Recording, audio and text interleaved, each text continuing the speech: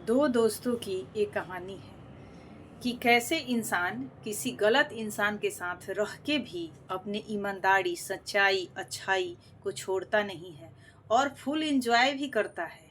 और यहाँ तक कि उस पे कोई उंगली भी नहीं उठाता है और गलत साथी के साथ वो रह भी रहा है क्योंकि उसकी बचपन से आदत है उसके साथ रहने का। लेकिन फिर भी उसने अपनी ईमानदारी के रास्ता को नहीं छोड़ा।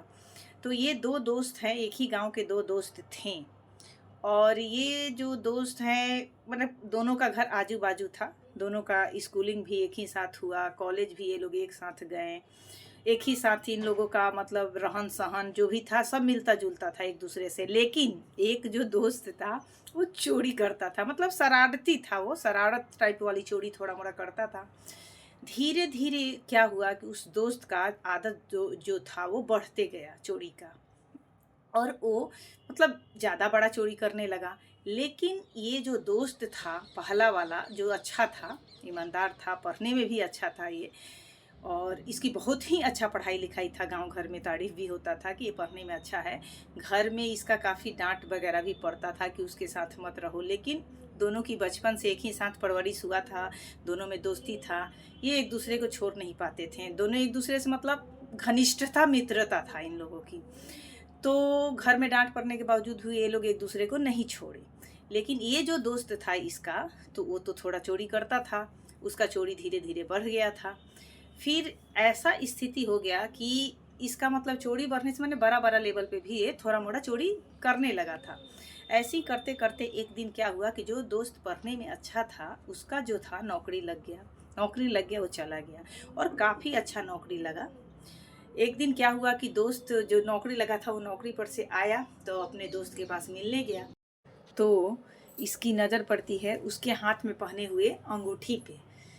सोचा कि ये तो भाई बैंक का पीओ है, उसका नौकरी लगा था तो बैंक का पीओ था वो। तो कि भाई ये तो ज़रूर साधारण अंगूठी होगा नहीं, उसमें वो था स्टोन वगैरह भी था, कि ये तो हीरे का ही अंगूठी होगा। और था भी वो जो अंगूठी था हीरे का ही था। तो दोनों दोस्त बैठे हो, बोला कि आज रुक जाओ, खाना वाना बनता है, अच्छा अच्छा खाना बन रहा है उसके घर। और फिर ये दोनों जन उस दिन रुकते हैं, मतलब उसका जो दोस्त है इसके घर रुक जाता है। फिर ये जो दोस्त था जो नौकरी करता था वो तो अपने दोस्त के जान ही रहा था कैसा स्वभाव है कि वो चोर है।